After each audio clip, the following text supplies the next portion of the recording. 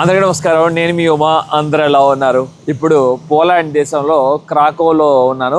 Back side చూస్తున్నారుగా, అదిగోండి, అది railway station, main railway station. దాని ముందే ఉంటుంది ఈ ఫ్లిక్స్ బస్ పాయింట్, బస్ స్టాండ్. ఇక్కడే వెయిట్ చేస్తున్నా బస్ కోసం. 11:45కి నా బస్ వస్తుంది. ఇక్కడ నుండి నేను నెక్స్ట్ కంట్రీకి వెళ్తున్నాను, హంగేరీకి వెళ్తున్నాను. హంగేరీ క్యాపిటల్ బుదాపెస్ట్లో దిగబోతున్నాను రేపు పొద్దున్నే 6:30కి. కనీసం 7.5 గంటలు ప్రయాణం అనుకోండి ఆల్మోస్ట్. ఇప్పుడే వాన పడుతుంది ఇక్కడ బాగా, అలాగే బాగా చలిగా కూడా ఉంది. రాత్రి సమయం అవుతుంది కదా. సమ్మర్ అంటున్నారు కానీ సమ్మర్ స్టార్ట్ అయినట్టు లేదు, వింటర్ స్టార్ట్ అయినట్లు అనిపిస్తుంది ఇక్కడ నాకు. లాస్ట్ వీడియోస్ కూడా పోలాండ్ గురించి చాలా విషయాలు తెలుసుకున్నాం. మీరు కూడా చాలా బాగా ఎంజాయ్ చేశారనుకుంటున్నాను. ఎవరు మిస్ అయితే తప్పకుండా ఆ వీడియోస్ కూడా చూడండి. అలాగే కొత్తగా చూస్తున్న వాళ్ళు లైక్, షేర్ అండ్ సబ్స్క్రైబ్ చేసుకోండి. నన్ను చాలా సపోర్ట్ చేసిన వారు అవుతారు. క్రాకోవ్ నుండి బుదాపెస్ట్ వెళ్ళడానికి 398 కిలోమీటర్లు. మన దగ్గర 3,500 రూపాయలు ఛార్జ్ చేస్తున్నారు. ఈ ఇరుకు బస్సులు అయిపోయాను ఇవాళ. మంచిగా నా పక్కన ఎవరో పడకపోతే హ్యాపీగా నిద్రపోవచ్చు. చిన్న చిన్న సీట్లు, కానీ ఇదే బెస్ట్ ట్రాన్స్పోర్ట్ మీకు యూరోప్లో తిరగాలనుకుంటే. కానీ ముందే టికెట్స్ బుక్ చేసుకోండి. అప్పటికప్పుడు టికెట్స్ అన్నా కూడా కొన్ని సందర్భాల్లో 1,000 రూపాయల టికెట్ కూడా 10,000 రూపాయలు కూడా ఉండొచ్చు. టైం రాత్రి 11:30 అవుతుంది. ఇప్పుడే డిగ్రీలు చూపించింది, 15 డిగ్రీలు ఉందంట. అందుకనే ఇంత చల్లగా ఉండటానికి కారణం. వచ్చేసాను నా ప్లాట్ఫామ్ దగ్గరికి. G15కి రమ్మన్నారు. ఇదేననుకుంటా G15. నా బస్సు కూడా వచ్చేసింది. బాగా అలసిపోయాను. పైకి ఎక్కి చక్కగా నిద్రపోవడానికి ప్రయత్నిస్తాను, కానీ చాలా కష్టమే. నాకు కొంచెం స్లీపింగ్ ప్రాబ్లం ఉంది. పొద్దున్నే మాట్లాడుకుందాం చక్కగా మనం. అందరికీ గుడ్ మార్నింగ్. ఇప్పుడు మనం హంగేరీ దేశంలో ఉన్నాం. 76వ కంట్రీలో అడుగు పెట్టాం సక్సెస్ఫుల్లీ. ఎక్కువగా నేను కామెంట్ సెక్షన్లో కూడా ప్రతి ఒక్క మెసేజ్ నేను చదువుతూ ఉంటాను. మన మిత్రులు, నన్ను సపోర్ట్ చేసే వ్యక్తులు కొంతమంది క్వశ్చన్ అడుగుతున్నారు. మరి వాళ్ళు కొత్తగా చూస్తున్నారో, నా వీడియోస్ గత 5 సంవత్సరాల నుండి చూస్తున్నారనే విషయం నాకు తెలీదు. అన్న, ఈ కంట్రీస్లో 2 రోజులు 3 రోజులు ఏమంటున్నారేంటి, కౌంటింగ్ కోసం వెళ్తున్నారా అని చెప్పారు. అలా కౌంటింగ్ కోసం వెళ్ళేవాడిని అయితే న్యూజిలాండ్లో 20 రోజులు ఉండాల్సిన అవసరం లేదు నాకు. మదగాస్కర్లో 20 రోజులు ఉండాల్సిన పని లేదు. మరియు టాంజానియాలో 30 రోజులు, కెన్యాలో 20 రోజులు. Depends on country. అంటే మనం ఎలా ఉంటుందంటే ఇక్కడ ఒక ఫస్ట్ మీరు ఎప్పుడు మ్యాప్ ఓపెన్ చేయండి. యూరోప్లో ఎన్ని దేశాలు ఉంటాయి, ఎంత ల్యాండ్ విస్తరణ ఉంటుంది, ఒక్కొక్క దేశంలో ఏదేది చూడొచ్చు అని చెప్పి. మరొక విషయం, నేను టూరిస్ట్ కాదు. ఒకవేళ టూరిస్ట్ వచ్చినా కూడా ఈ కంట్రీల్లో కొన్ని సందర్భాల్లో 2 రోజులు 1 రోజు ఉంటారు అంతే. ఒక ఫుల్ డే కూడా ఉండరు కొన్ని సందర్భాల్లో, అంత చిన్నగా ఉంటాయి. హైదరాబాద్ నుండి విజయవాడ నుండి విశాఖపట్నం, ఇట్లా చాలా చాలా దగ్గరగా ఉంటాయి. కేవలం 400-500 కిలోమీటర్లకే మనం బోర్డర్ దాటేసి నెక్స్ట్ కంట్రీకి వెళ్ళిపోవచ్చు. అంత ఈజీగా ఉంటుంది. అందుకనే 2 రోజులు 3 రోజులు ఉండడానికి కారణం. అది కూడా నాకు ఇంట్రెస్ట్. ఫస్ట్ మెయిన్గా నేను మొదటి నుండి చెప్పే విషయం అంటే, యూట్యూబ్లో నేను వీడియోస్ పెట్టేది, యూట్యూబ్లో వీడియోస్ పెడితే కొంచెం రెవెన్యూ వస్తుంది. ఆ రెవెన్యూ నాకు హెల్ప్ అవుతుంది. దానివల్ల నేను కలగన నా ప్రపంచ యాత్ర పూర్తి చేసుకోవచ్చు అనేది. 75 కంట్రీలు పూర్తి చేసుకున్న తర్వాత కూడా ఇలా ఎక్స్ప్లెనేషన్ ఇవ్వాలంటే నాకే సిగ్గుగా ఉంది. జనాలకి నిర్ణయం నేనే తీసుకుంటాను. ఆ కంట్రీలో ఎన్ని రోజులు ఉండాలి, ఏం చూడాలి అనే విషయాలు. కొన్ని సందర్భాలు 1 రోజే ఉండొచ్చు. ఈ చిన్న చెప్పిన భూమిలోనే వెస్ట్ పార్ట్లో మనం మాట్లాడుకుంటే కనీసం 20 కంట్రీలు ఉన్నాయి. క్లోజప్ చేసి చూడండి. కొన్ని కంట్రీలు అయితే విజయవాడ ఎంత ఉంటుందో అంతే ఉంటుందేమో. చక్కగా ఇవాళ రేపు 2 డేసే ఉంటాను ఈ కంట్రీలో. నాకు ఇష్టమైనవి చూసి మీకు చూపించడానికి ప్రయత్నిస్తాను. అలాగే వీడియో కూడా నేను తీసేటప్పుడు మీరు చూసారా, ఎవరైనా అంటే నేను ఎప్పుడు ఎవరితో కంపేర్ చేసుకోను. ఎవరి స్టైల్ వాళ్ళదే. పొద్దున్నే 8ంటికి నుండి రాత్రి 7-8 వరకు తిరుగుతా. ఫుల్గా ఎక్స్ప్లోర్ చేస్తాను. అంతా ఇన్ఫర్మేషన్ అంతా గ్యాదర్ చేస్తాను. మళ్ళీ రాత్రి 8ంటికి వచ్చి కూర్చుని 9ంటికి కూర్చొని వీడియో ఎడిటింగ్ స్టార్ట్ చేస్తాను. నైట్ 1 అవుతుంది. మళ్ళీ పొద్దున్నే 6ంటికి లెగుస్తాను. ఇదే లైఫ్ నాది. గత 5 years నుండి నేను ట్రావెల్ చేసినప్పుడల్లా ఇండియన్ హిస్టరీలో కూడా everyday travel video and everyday travel చేసి సేమ్ నాలాగే పెట్టేవాళ్ళు ఒక్కరు కూడా లేరు. అది మీరు అర్థం చేసుకుంటారని ఆశిస్తున్నాను. ఇలాగే మీరు ఎప్పుడు నన్ను సపోర్ట్ చేస్తూ ఉంటే ముందుకి సాగిపోతూ ఉంటాను. Depends on country. రేపు కెనడాలో పోతున్నాను, 10 days ఉండొచ్చు, 15 days ఉండొచ్చు. మళ్ళీ అమెరికా ఈస్ట్ సైడ్ వెళ్తున్నాను, 15 days ఉండొచ్చు.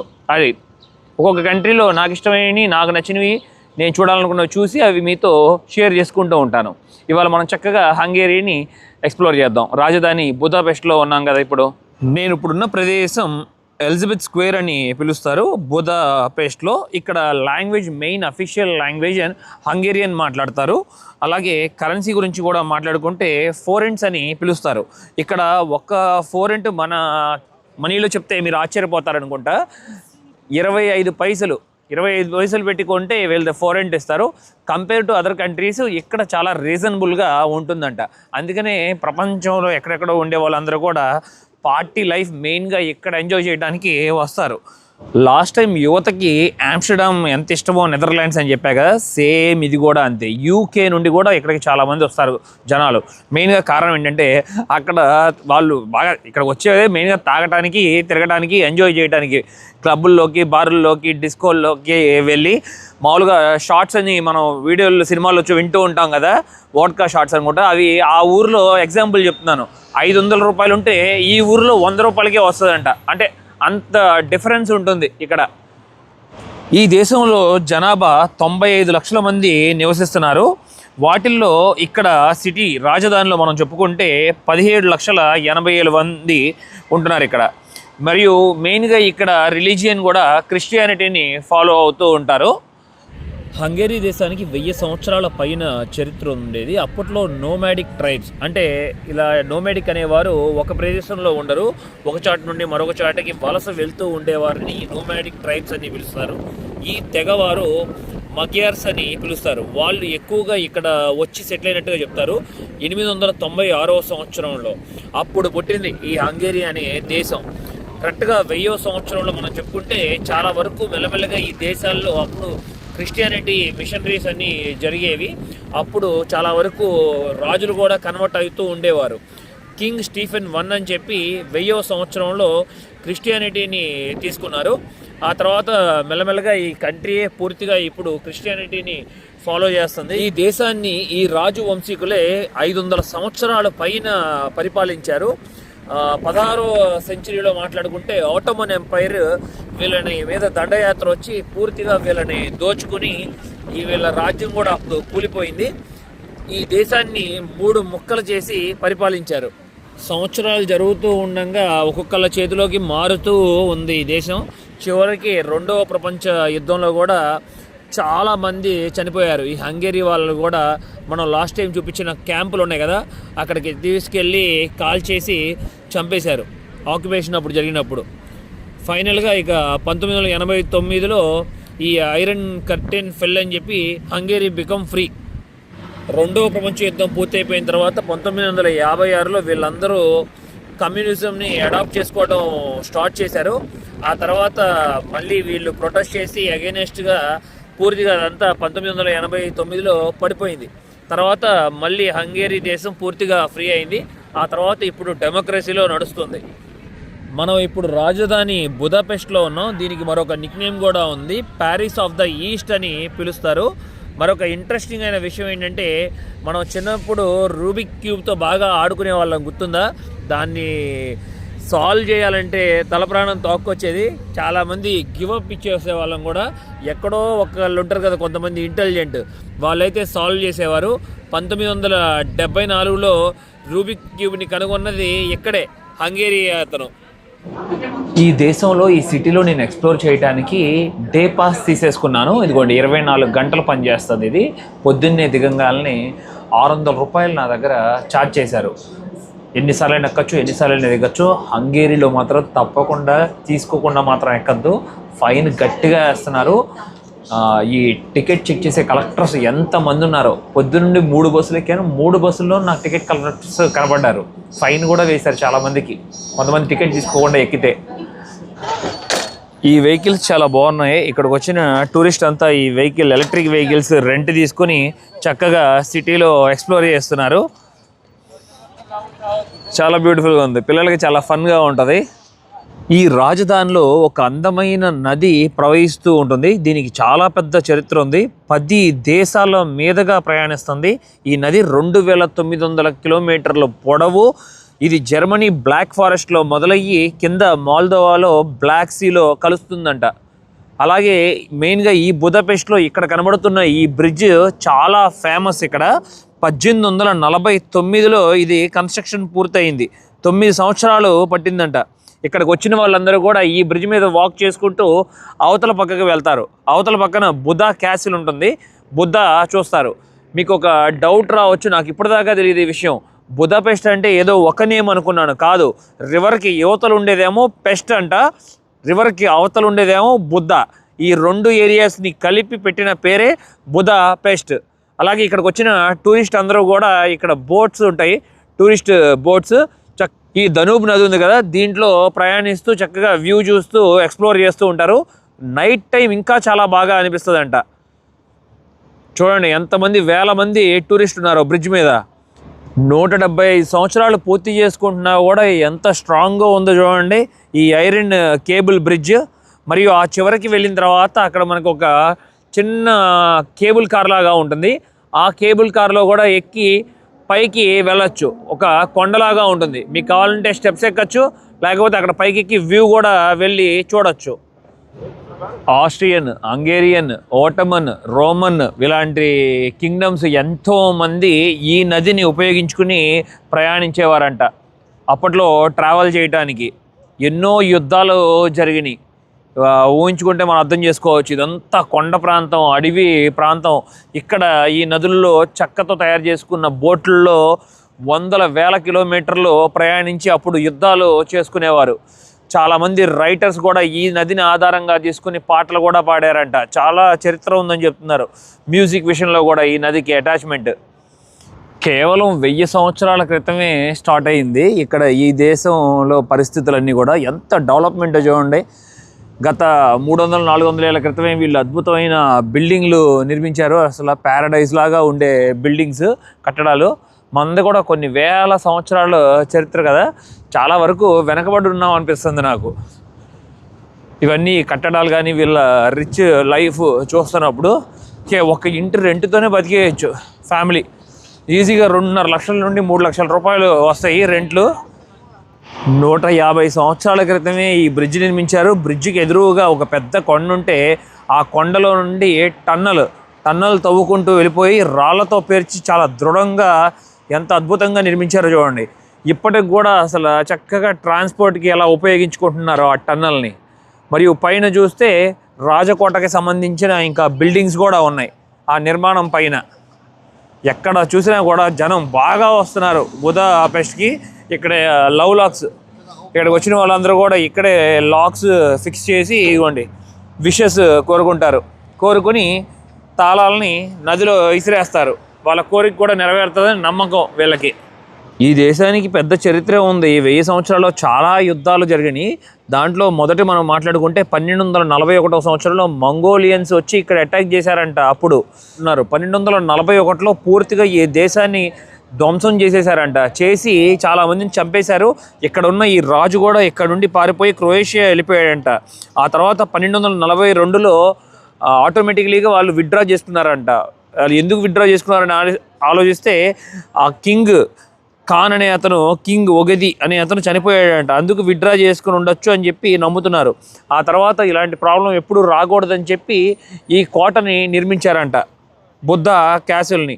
స్ట్రాంగ్గా ఎంతమంది యుద్ధాలు చేసినా కూడా పైనుండి వాళ్ళని దాడి చేసి వీళ్ళకి విజయం అందేలాగా చాలా భారీగా ఉంది కోట. అసలు చాలా పెద్దది. కానీ చాలా సంవత్సరాలు మాట్లాడుకుంటే యుద్ధాల్లో ఇది పూర్తిగా ధ్వంసమైంది. మళ్ళీ రీకన్స్ట్రక్షన్ చేస్తూ ఉన్నారు. అలా జరుగుతూ ఉంది. ఒకటి పైకి వెళ్తుంది, అప్పుడు అదే సమయంలో మరొకటి కిందకి వస్తుంది. మన దగ్గర 5000 ఛార్జ్ చేస్తున్నారు, అంటే 1250 రూపాయలు.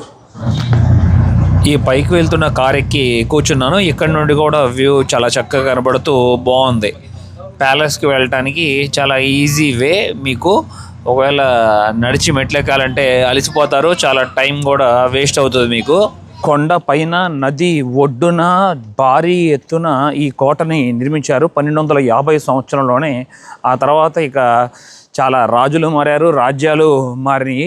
ఈ అందమైన ప్యాలెస్ అసలు చాలా బ్యూటిఫుల్. మొత్తం కొండరాయితో నిర్మించింది. అలాగే మధ్యలో ఉన్న డోమ్ కానీ 100,000 కిలోమీటర్ల వరకు పూర్తిగా అడవి ఉండే ప్రదేశం ఇప్పుడు జనాలతో ఎలా అసలు కిక్కిరిచిపోయిందో. కొంచెం కూడా ప్రదేశం లేకుండా సిటీ ఎలా పాకిపోయిందో. మీరు ప్యాలెస్ బయట నుండే కాకుండా లోపలికి కూడా వచ్చి ఎక్స్ప్లోర్ చేయొచ్చు. అందమైన వాటర్ ఫౌంటైన్స్ ఉన్నాయి ఇక్కడ లోపల కూడా. చాలా వరకు రీకన్స్ట్రక్షన్ రినోవేషన్ చేస్తున్నట్టున్నారు ఇక్కడ. పూర్తిగా ఒకప్పుడు ఈ బిల్డింగ్ ఉండేది అనుకుంటా, ఇదిగోండి ఈ ప్రదేశంలో కరెక్ట్గా కోట లోపల. ఇదంతా పూర్తిగా డ్యామేజ్ అయిపోయినట్లుంది, మళ్ళీ రీకన్స్ట్రక్షన్కి ప్లాన్ చేశారు. సేమ్ ఎంత అద్భుతంగా చేశారో చూడండి, బ్రాస్ మెటల్తో. ఓహ్, అప్పట్లోనే కుక్క బొమ్మలు, సైన్యం. ఇదిగోండి, వేటకు వెళ్తారు కదా, వీళ్ళకి జంతువుల్ని వేటాడటం అంటే చాలా ఇష్టం కదా. పెద్ద జింకని, డీర్ని వేటాడినట్లు ఉన్నారు. రాజు గొప్పతనాన్ని ఇక్కడ తెలియజేస్తున్నారు. క్యాసిల్ చాలా పెద్దది లోపలికి వచ్చిన తర్వాత. అలాగే పైన కూడా మనం గమనించుకుంటే ఏంజిల్స్ బొమ్మలు కూడా ఫిక్స్ చేశారు అక్కడ. రాతితో చేసిన అందమైన అమ్మాయి బొమ్మలు, అలాగే అబ్బాయి బొమ్మలు. ప్యాలెస్ చాలా గ్రాండ్గా ఉంది. లోపలంతా కూడా ఫుల్ టైట్ సెక్యూరిటీ. పెద్ద పెద్ద BMW బెంజ్ కార్లు ఉన్నాయి చూడండి. కొంతమంది లోపల ప్రదేశాన్ని కూడా కొంచెం ప్రదేశం వరకు రెంట్ తీసుకున్నట్టున్నారు. రెస్టారెంట్లు, కాఫీ షాప్స్ రన్ చేస్తున్నారు. ఈ బుద్ధా క్యాసిల్ డిస్ట్రిక్ట్లో ఏమేమి మెయిన్ ప్లేసెస్ ఉన్నాయని చెప్పి అట్లా నంబర్లు వేసి లైన్లో పిన్ వేశారు. ఒక్కటి మాత్రం చాలా ఆశ్చర్యాన్ని కలిగించింది నాకు. చర్చెస్ చాలా ఉన్నాయి దీంట్లో, దాంట్లో డౌటే లేదు. 2-3 కనబడుతున్నాయి. క్యాసిల్ కనబడుతుంది, గేట్ కనబడుతుంది. బట్ ఇది చూపిస్తే మీరు షాక్ అవుతారు. చూడండి, మీరు ఆల్రెడీ చూసే గమనించే ఉంటారు. ఏంటి అసలు ఇది చాలా విచిత్రంగా ఉంది కదా. సేమ్ మన హిందూ టెంపుల్ లాగా ఉంది కదా దీని నిర్మాణం. గోపురం భలే కదా అసలు. ఇదిగోండి, సెయింట్ స్టీఫెన్ హాల్ అని పిలుస్తారంట దీన్ని. లోపల ఉంటుంది ప్యాలెస్ లోపల. అదిగోండి, సేమ్ గోపురం ఆకారంలో ఉండే నిర్మాణం ఇది, గోల్డ్ కలర్లో పూర్తిగా. మరొక అందమైన క్యాసిల్ లాగా ఉండే ఒక బిల్డింగ్ ఇది. ఫిషర్ మ్యాన్స్ బాస్టియన్ అని పిలుస్తారు. 1802లో దీన్ని నిర్మించారు. పైన మనం గమనిస్తున్నప్పుడు 7 టవర్లు కనబడతాయి. చాలామంది ఇది చర్చ్ అనుకుంటారు, లేకపోతే క్యాసిల్ అనుకుంటారు. 2 కాదు. అప్పట్లో హంగేరీ దేశాన్ని 7 తెగలు గుర్తించారంట ఈ దేశాన్ని. ఆ 7 తెగల్ని సూచిస్తుందని చెప్తారు ఆ 7 టవర్స్. మెయిన్గా ఫిషర్ మ్యాన్ అని పెట్టడానికి కూడా కారణం ఏంటంటే అప్పట్లో చాలా వరకు ఈ తెగలంతా కొట్టుకుంటూ ఉండేవారు కదా. వాళ్ళు ఫిషర్మెన్స్ అనేవాళ్ళు ఈ ఒడ్డునే కదా, నది ఒడ్డునే ఉంది కదా, ఆ నదిలో జీవిస్తూ ఉండేవారు. ఒకప్పుడు వీళ్ళందరూ జాలర్లు, చేపలు పట్టుకునే జాలర్లు. వాళ్ళు ఈ ప్రదేశాన్ని కాపాడినట్లుగా, అందుకని వారి పేరు అట్లా పెట్టారు, ఫిషర్ మ్యాన్స్ బాస్టియన్ అని. ఇక్కడికి వచ్చేది మెయిన్గా టెర్రస్. ఆ పైన ఉన్న టెర్రస్ నుండి క్లియర్గా సిటీ వ్యూ అంతా కనపడుతూ ఉంటుంది. అలాగే హిస్టారిక్ రోమన్ క్యాథలిక్ చర్చెస్ కూడా కనపడుతూ ఉంటాయి మనకి ఇక్కడ. ఈ 7 టవర్స్కి వెనకాల మనకి పెద్దగా కనబడుతుంది చూస్తున్నారు కదా, అది ఒక క్యాథలిక్ చర్చ్. బిల్డింగ్స్ ఆర్కిటెక్చర్ బట్టి అసలు అదిరిపోయింది. ఈ బిల్డింగ్ మీద సామ్సంగ్ S25 అల్ట్రా భలే అడ్వర్టైజ్మెంట్ ఇస్తున్నారు. బెస్ట్ మొబైల్, సూపర్ ఉంది క్వాలిటీ. దారిలో నడుస్తూ ఒక అందమైన బొమ్మను చూశాను, భలే ఉంది. ఈవిడ పేరు సిస్సి అని పిలుస్తారు. ఈవిడ వచ్చి ఆస్ట్రియాకి చెందిన వారు, ఎంప్రెస్. తర్వాత ఇక్కడ రాజును పెళ్లి చేసుకోవడం వల్ల ఇక్కడ హంగేరీకి క్వీన్ అయ్యారు. 1898లో ఈవిడ చంపబడ్డారు. అదేమి పర్సనల్ కాదంట, పొలిటికల్ విషయంలో. ఒక అతను వీరి హస్బెండ్ని చంపాలనుకున్నాడు, ఈ కింగ్స్ రూలింగ్ అనేది ఆగిపోవాలని చెప్పి. కానీ టౌన్లో కింగ్ రాలేదంట, ఈవిడున్నారంట. అందుకని ఇక ఈవిడ్ని చంపేశారు. ఈవిడ్ని చంపిన ప్రదేశం స్విట్జర్లాండ్లో జినీవాలో అంట. ఒక రివర్ పక్కన నడుచుకుంటూ వెళ్తున్నప్పుడు డైరెక్ట్గా కత్తితో గుండెల్లో పొడిచి చంపేశాడంట. ఈవిడ్ని చంపిన అతనికి లైఫ్ టైం జైలు శిక్ష వేశారు. కానీ 1910లో జైల్లో సూసైడ్ చేసుకుని చనిపోయినట్లుగా చెప్తున్నారు చరిత్రలో. ఎక్కడ చూసినా పీపుల్ అందరూ ఒకటే ఫాలో అవుతున్నారు, నీట్ అండ్ క్లీన్. ఏదైనా చిన్న చిన్న పేపర్లు కూడా కింద పడేయటం అలాగా ఏమీ లేదు. ఇదిగోండి, సైకిల్ వెళ్ళడానికి మళ్ళీ సపరేట్ ట్రాక్ కూడా ఎలా చక్కగా పెట్టారో చూడండి.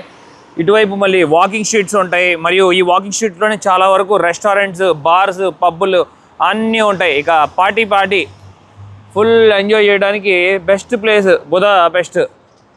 దారి పొడుగున ఇలాగ స్ట్రీట్ ఆర్ట్ మనం గమనిస్తే భలే అనిపిస్తుంది. రకరకాలుగా కనపడుతూ ఉంటాయి ఇదిగోండి ఈ బిల్డింగ్స్ మీద. అలాగే ఇక్కడ ఉన్న కుర్రాలు అనుకుంటా మొత్తం గ్రాఫిటీతో నింపేశారు ఇరువైపులా వాల్స్ మీద. నేను ఎక్కడున్నాను మీకు చెప్పలేదు కదా, మన మిత్రుడి దగ్గర స్టే చేశాను. మన మిత్రుడు తెలుగు వారే, మన హైదరాబాదే. నమస్కారం బ్రదర్, బాగున్నారా? బాగున్నానండి. మీ పేరు చెప్పండి, ఎప్పుడు వచ్చారు ఇక్కడికి? మా పేరు లక్ష్మీకాంత్ అండి. నేను ఇక్కడ ఒక 3 years అవుతుంది నేను వచ్చి. సో మన అన్నగారు కలిస్తే చలో ఉమా అన్నగారు కలిస్తే అన్నగారు మన లంచ్ చేద్దామని చెప్పేసి అన్నకు తీసుకొని వచ్చిన ఇక్కడికి. థ్యాంక్ యూ, చాలా సంతోషంగా ఉంది మీరు నన్ను హోస్ట్ చేయడం కూడా రియల్లీ హ్యాపీ. అలాగే మీరు వచ్చిన చదువు కోసం కదా? చదువు కోసం వచ్చినుంటే ఇంకా స్టడీ కంప్లీట్ అయిపోయింది. ఇంకా ఇక్కడ జాబ్ చేసుకుంటా చిన్నగా లైఫ్ని బిల్డ్ చేసుకుంటున్నా కెరీర్. హైదరాబాద్ ఎక్కడ బ్రదర్? నేను హైదరాబాద్ వచ్చేసి నాది ప్రాపర్ అల్వాల్లో ఉంటాను. నేను ప్రాపర్ మన local Alwal. Nice nice. Back side కిస్ బంగ్లా అని చెప్పి ఒక రెస్టారెంట్ ఉంది, అక్కడ ఇండియన్ ఫుడ్ కూడా చాలా బాగుంటుంది. అంటే లోపలికి వెళ్ళి టేస్ట్ చేద్దాం. ఇక్కడ తిన్నాక మళ్ళీ మేము కలిసి ఎక్స్ప్లోర్ చేయడానికి ప్లాన్ చేస్తాం. నైట్ వ్యూ కూడా చాలా బాగుంటుందంట. రెస్టారెంట్ లోపలికి వచ్చినాక భలే ఉంది అసలు. థీమ్ అదరు కొట్టారు చూడండి, పూర్తిగా రాజస్థాన్ స్టైల్లో అంబ్రెల్లాస్, ఓం అని పెట్టి అక్కడ కాళీమాత బొమ్మ ఉంది, చాలా ఉన్నాయి. మంచిగా పెయింటింగ్, ఆర్ట్ వర్క్ కూడా చాలా అదరగొట్టారు, మన కల్చర్ని తెలియజేస్తూ ఇక్కడ వాల్స్ మీద. ఈ హోటల్లో మంచిగా బిర్యానీ ఆర్డర్ చేసుకున్నాం, అలాగే చికెన్ తండూరి కూడా. ఒక్కసారి టేస్ట్ చేసి చూద్దాం ఎలా ఉంటుందో.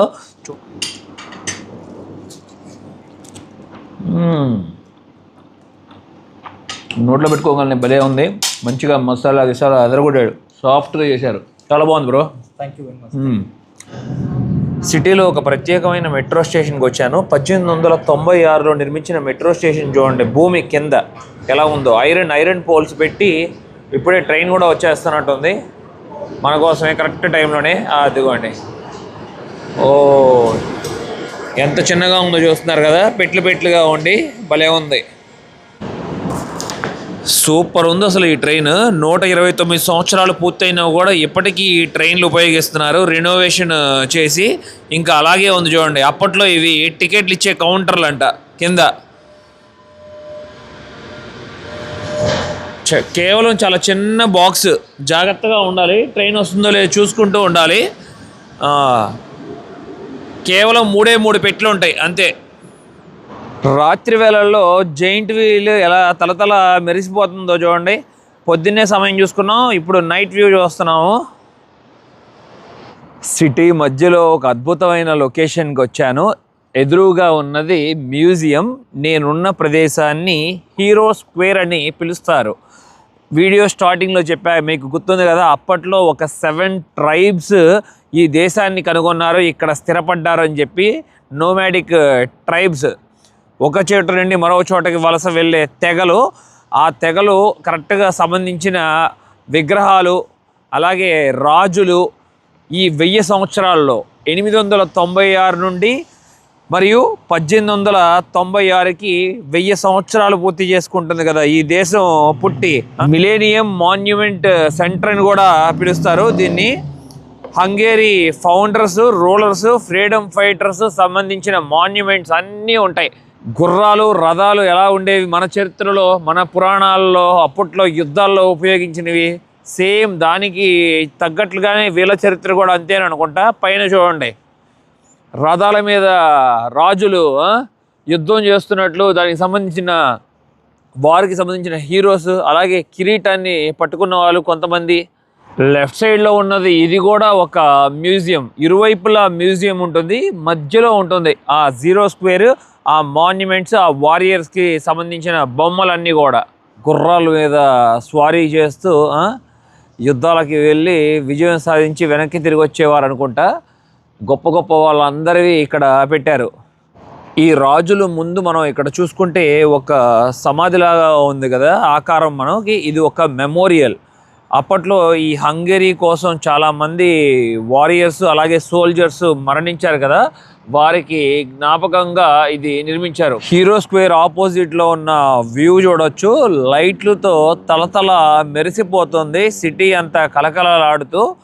చాలా బాగుంది. మనం ఇప్పుడు కాలంలో అపార్ట్మెంట్లు అని చెప్పుకుంటున్నాం, కానీ వీళ్ళు 150 ఏళ్ల క్రితమే అపార్ట్మెంట్లు బిల్డ్ చేసి ఫ్లాట్స్ అమ్మిన వాళ్ళు. హీరో స్క్వేర్ బ్యాక్ సైడ్ ఒక చెరువులాగా ఉంటుంది. మీరు వింటర్ సీజన్లో వస్తే అసలు మనం ఆశ్చర్యపోతాం. ఇది పూర్తిగా ఒక జారుడు బండ చేసేస్తారు.